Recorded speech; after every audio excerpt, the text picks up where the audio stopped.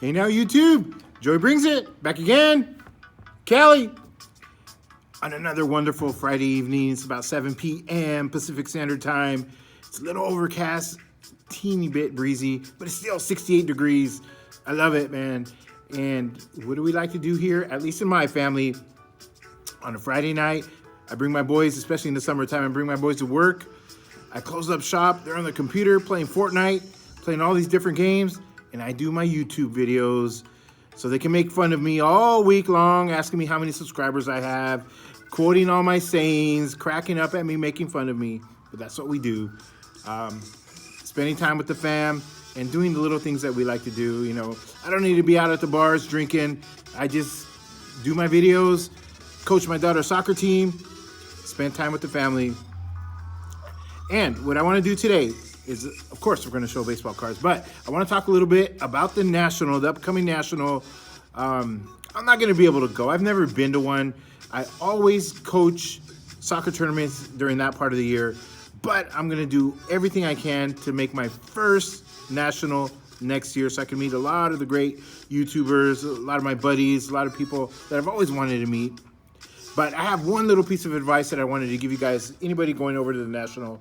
Man, hey, I'm going to live vicariously through you guys. I can't wait to see your videos, to see what you guys pick up. But what I'm going to do the following year when I go, and I hope you guys do the same, man, really try to enjoy your time. Make every minute count. Don't go buying cards that are easily found elsewhere during the year. You know, no, don't go looking for Mike Trout rookies and Aaron Judge rookies and all these cards that you can get anytime, anywhere. No problems, man. Go out looking for cool cards. Go out looking for unique cards. You know, go out looking for your holy grails, man. The one you really, really want for your collection. The one that you can only find at the National. I remember seeing a video last National with my buddy Aaron Davis, and he did a really cool video with Topps 85 401s, Nate's experience at the National. Nate went and he found a Barry Bonds autograph card, bat barrel 1 of 1, and Aaron filmed him purchasing that card. I'm going to put a link to it down below so you guys can see. And that's what I'm talking about. That's the type of card you guys should be looking for at National. You don't have to spend thousands of dollars. But find that card. It might only be $25. But find that special card, that low numbered card, that one that's very difficult to get autographed. Get that for your PC.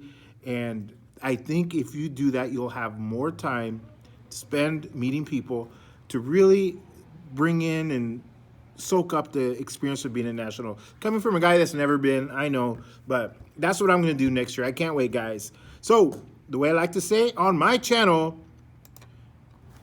here we go. I got a really, really cool card that I'm going to show today. Man, it's going to be awesome, guys. A type of card that I want you guys to find at National. Okay, guys. Listening to some Nelly.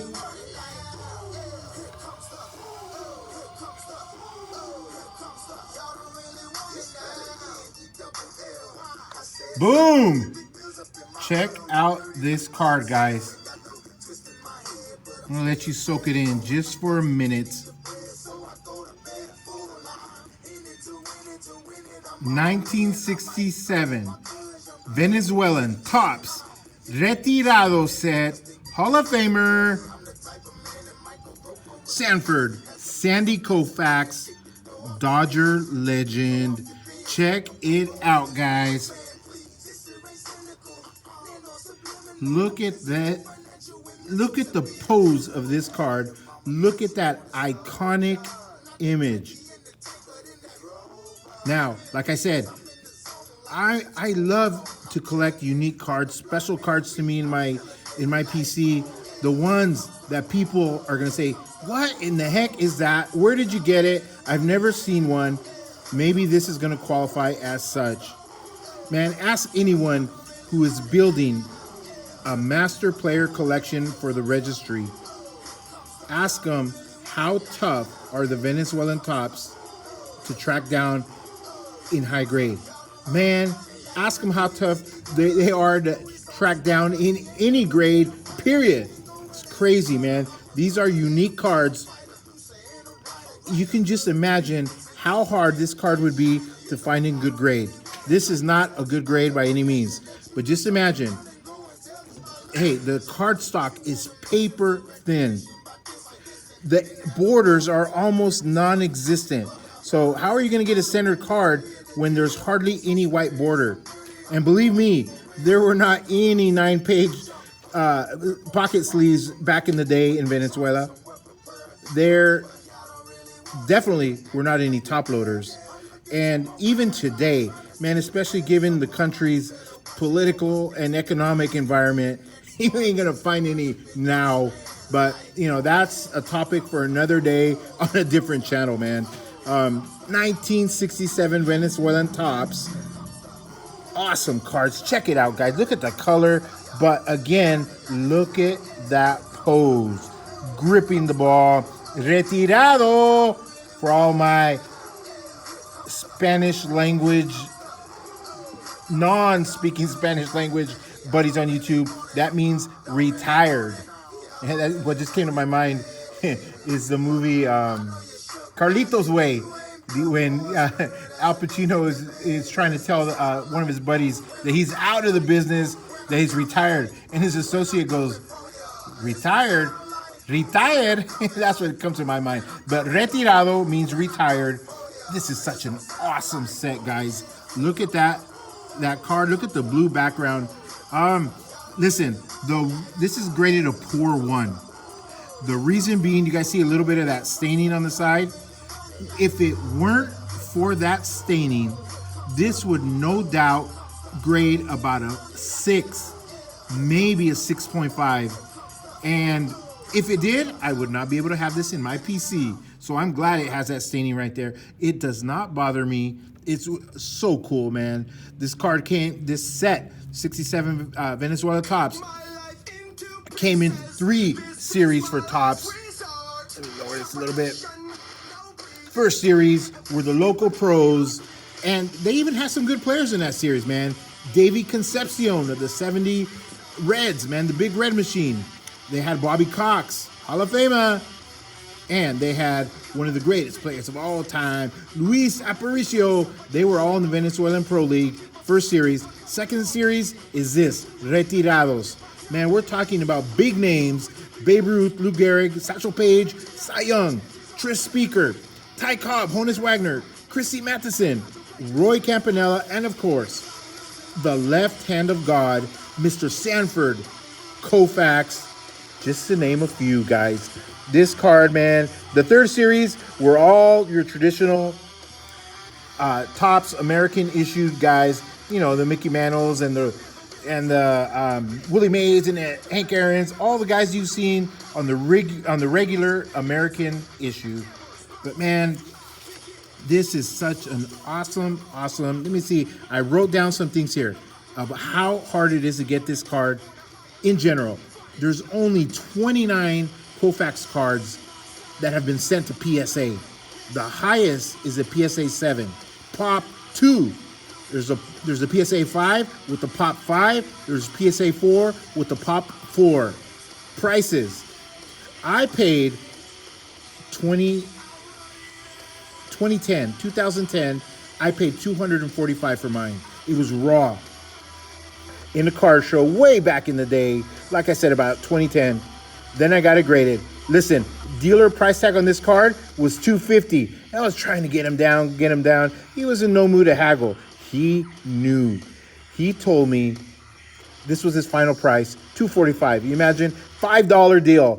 But he had the kindest smile. You know, he had kindness in his eyes. In no way was he being mean or arrogant, but he knew. He knew what he had, and he knew what it was. He was not budging. He actually just did me a favor because he didn't want to go down $1. He went down $5. So I got it for $245 way back in the day. I checked PSA's website for today's prices. They are so out of touch. But what I did notice was that Koufax was the only card in the Retirado set that has the green arrows pointing up. That means all the prices are trending up, and hopefully they're going to continue to trend up in the future. But you cannot always go by what the price guides say, especially the PSA website. Sometimes, it doesn't reflect reality, especially with scarce items.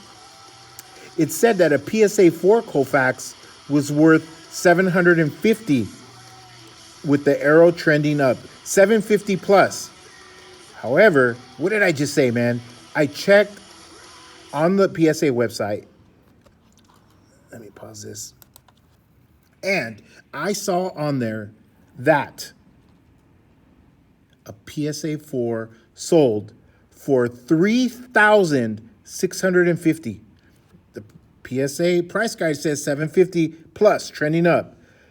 But a PSA 4 last sold for $3,650 in 2007. We're in 2018.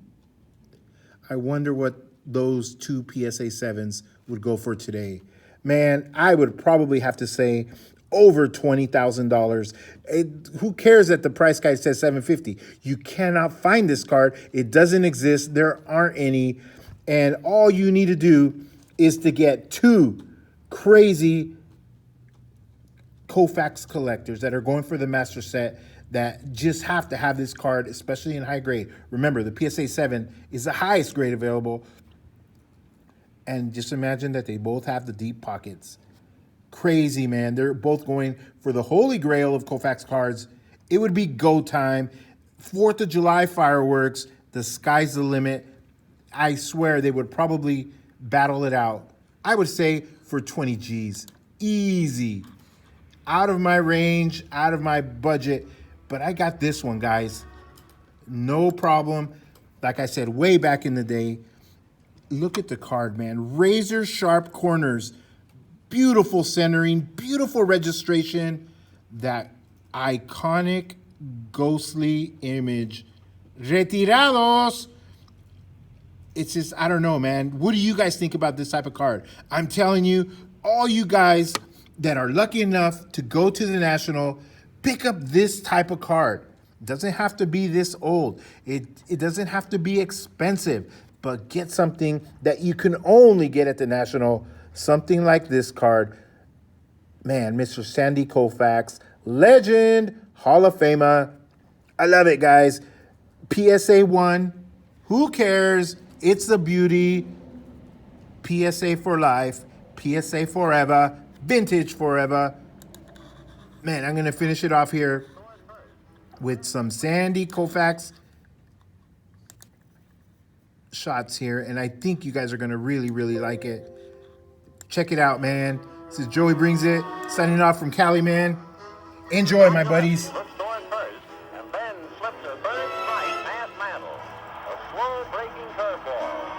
Watching Sandy Koufax face great hitter like Mickey Mantle and just put Mickey in his pocket. It was a beautiful thing to see. Clearly, there was something remarkable going on. Strikeout for Koufax. And I became mesmerized. I listened to the rest of the game. And suddenly I had a team, the Dodgers. And I had a hero, and that was Sandy Koufax. Then he fires another flaming fastball. Right swings and misses for strikeout number 15. Koufax went on to strike out 15, setting a World Series record. When did you realize in the ball game that you had an opportunity to break the record? It's hard to say. Probably when I had 14, I realized you have an opportunity. Yankee first base coach Yogi Berra watched Koufax strike out Yankee after Yankee after Yankee. Berra appeared a lonely figure at his station beside the first base bag. It's boring. Striking out 15 guys. You're just standing there and what can you do? Nobody's down to see you. Paul Bettman breaks loose on the field as the jubilant Dodgers try to reach Koufax. The Dodgers swept the series with Koufax winning the first and fourth games. A dazzling finish to a brilliant season. The following year, 1964, Koufax added another no-hit game to his previous two no-hitters. Then on September 9th, 1965, he faced the Chicago Cubs. It's late in the season, you're fighting for a pennant. And, the game starts and nothing's happening. We're not scoring, they're not scoring. We don't have a hit, they don't have a hit. By the ninth inning, the Dodgers had 1 run and had only managed 1 hit against the Cubs. But no Cub batter had reached base. Koufax was working on a perfect game. Vin Scully's call of Sandy Koufax's perfect game, it's a particular kind of work of genius. 1-2, the count to Chris Krug. It is 9:41 p.m. on September the 9th. He sort of improvised this idea of using the clock, which is a classic thing. The time on the scoreboard is 9:44. The date, September the 9th, 1965. And Koufax working on veteran Harvey Keene.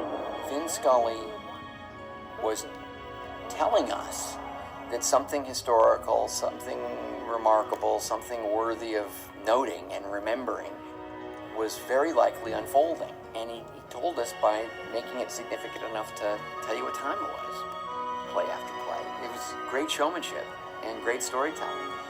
It is 9:46 p.m. 1 strike away. Missed the last 2 innings for some reason. I did things I've never done before. My hat was flying off, and that's never happened before, and I was just throwing as hard as I could. And I was throwing it where I wanted to, which was kind of amazing. Sandy into his windup. Here's the pitch. Swung on and missed. A perfect game. Koufax set down all 27 Cubs batters to face him. His 4th no-hitter in 4 consecutive seasons. It was a great moment for Koufax and the Dodgers in baseball, but it was, as a fan, something I treasured and still do.